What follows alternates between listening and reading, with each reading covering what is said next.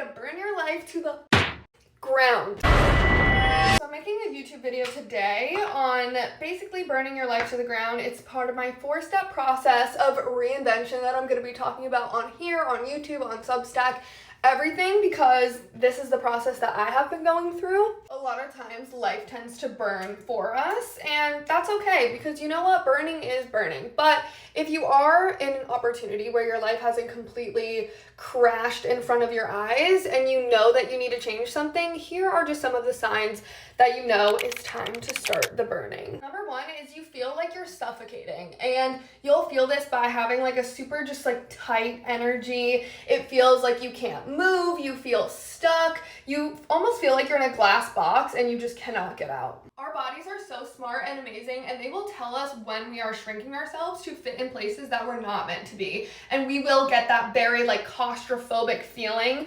almost just like you're stepping on gum everywhere you go, and you're just like, I do not like this. I feel like I can't be myself. I'm shrinking who I actually am. And that is one of the biggest signs. Next is if what you're putting in, you are not getting equal value out. This could be with relationships, this could be with a job, this could be with, going to school and realizing that something's not aligning here. The efforts that I'm putting in, I'm not seeing any value in return. And I don't mean like you're trying for something really hard that you really desire and want, and you're not seeing the success that you want out of it yet, because that's a different process. I mean like you are putting your best foot forward. Let's say in a relationship, you're calling somebody, you're there for them, and they barely even answer your text message. They're not trying to make plans to spend time with you, or you're always there supporting somebody, and then when it comes time for, something in your life happens and they're not really showing up for you. That's what I mean by you're putting your energy into something and you're not getting equal value out of it. Next is the person you became to survive is now blocking your evolution. We display very different behavior when we are in survival mode versus when things are a little bit more stable and we're just trying to kind of feel things out and see